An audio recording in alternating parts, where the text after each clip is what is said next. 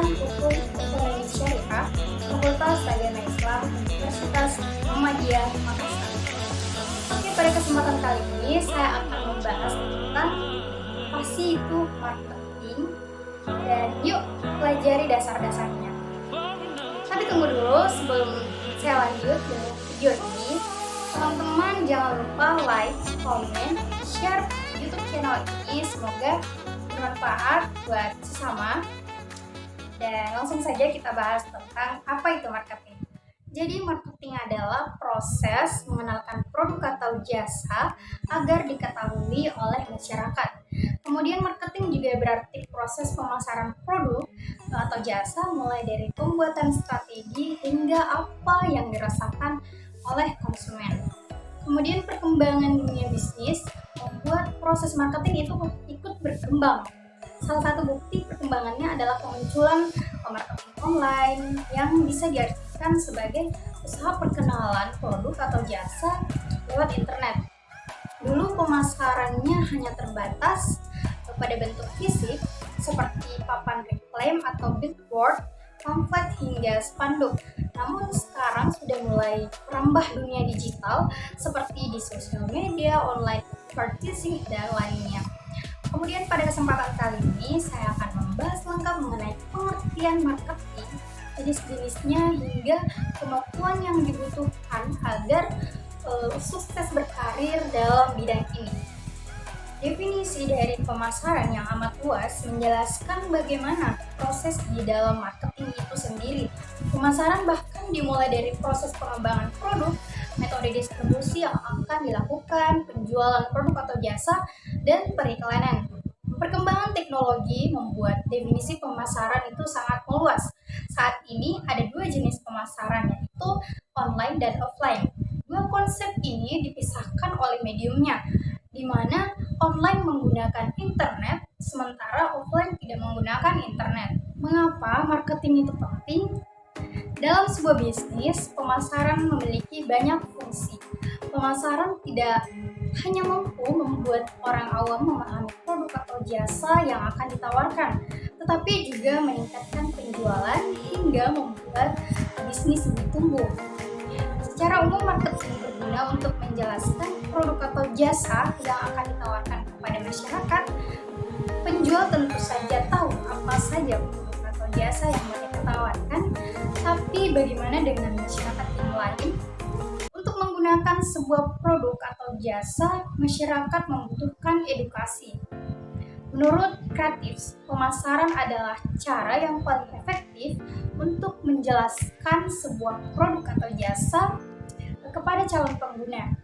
Dan untuk menambah nilai plus, gunakan materi yang menyenangkan dan menarik. Caranya itu ada banyak, diantaranya adalah sekedar memberikan ucapan terima kasih karena telah menggunakan produk atau jasamu, juga bisa dengan memberikan hadiah untuk pengguna atau pembeli yang setia. Proses ini penting karena mereka akan menjadikan produk atau jasamu sebagai pilihan utama mereka. Kemudian menurut Forti, marketing adalah cara terbaik untuk membuat nilai produk atau jasa yang ditawarkan tetap tinggi. Di tengah persaingan bisnis, proses tersebut akan menentukan produk atau jasa apa yang akan membuat pembeli bertahan dan membantu berkembang.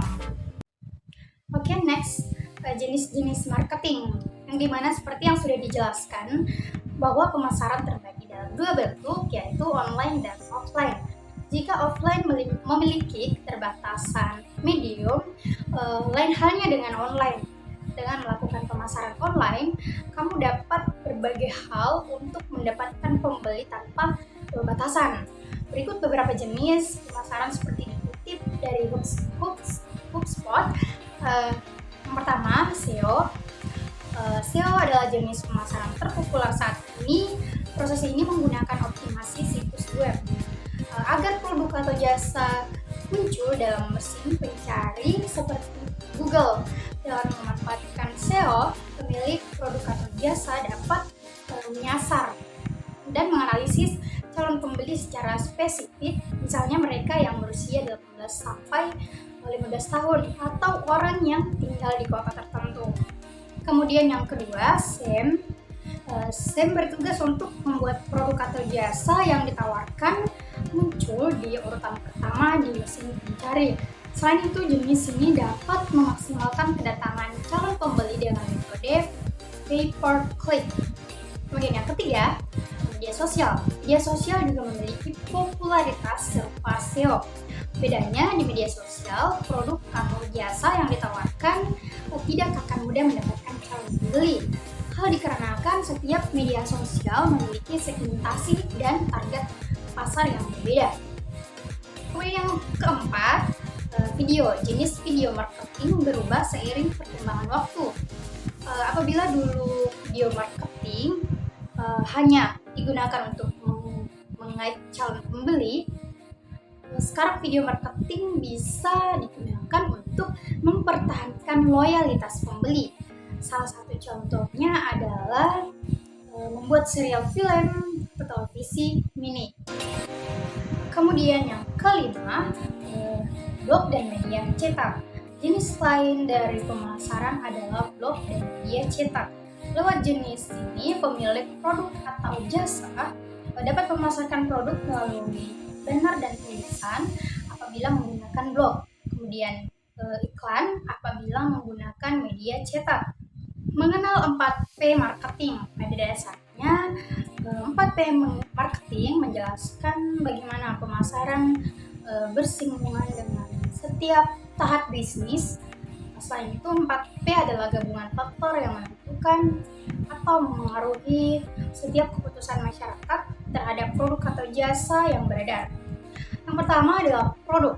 Produk adalah faktor pertama. Produk menjadi penting karena untuk memengaruhi masyarakat tidak hanya membutuhkan sebuah proses atau jasa yang sudah jadi.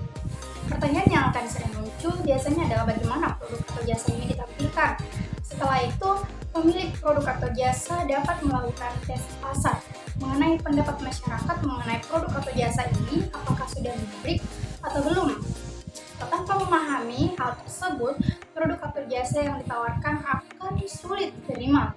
Pemahaman akan hal tersebut membuat pemilik akan terus memikirkan cara meningkatkan kualitas produk atau jasa tanpa asumsi. Yang kedua, price. Setelah menentukan produk atau jasa, hal berikut yang perlu diperhatikan adalah harga atau price. Untuk menentukan harga, pemilik produk atau jasa dapat memeriksa harga kompetitor atau melihat sejauh mana calon pembeli bersedia membayar. Yang ketiga, place.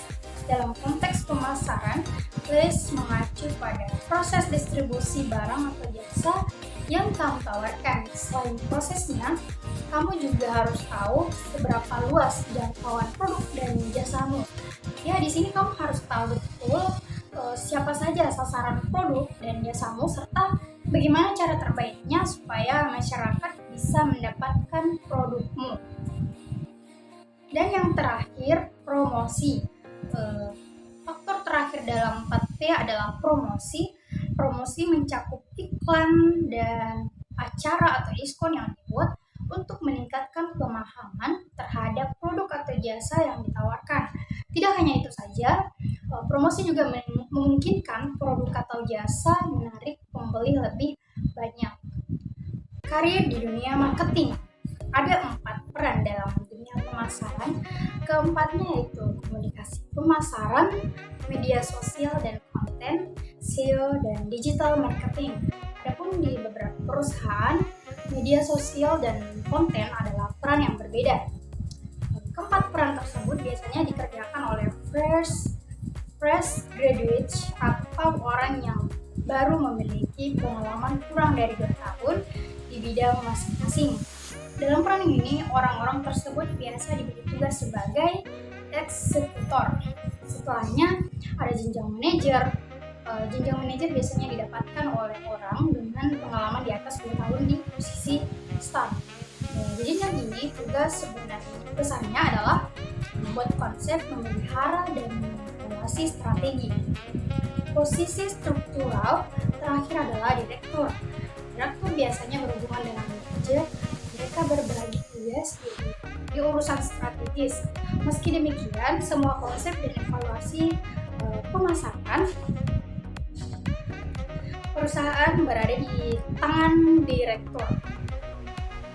Skill utama untuk karir marketing dalam beberapa posisi pemasaran, kebutuhan akan technical skill seperti kemampuan menganalisis Google Analytics hingga memahami proses mesin pencairan terbilang cukup tinggi. Namun, menurut target jobs, perusahaan kerap meluaskan aturan untuk skill.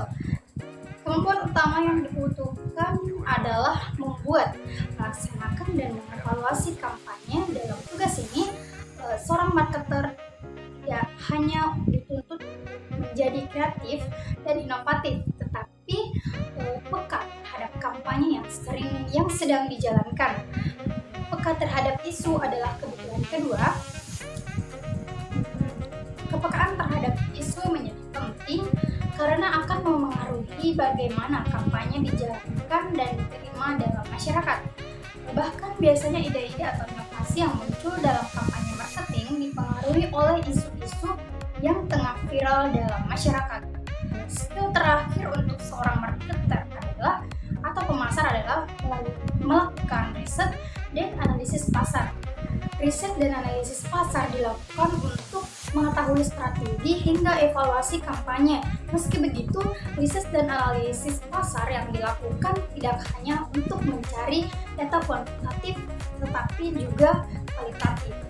Nah, jadi itu tadi pengertian dan serba-serbi marketing yang perlu kamu tahu.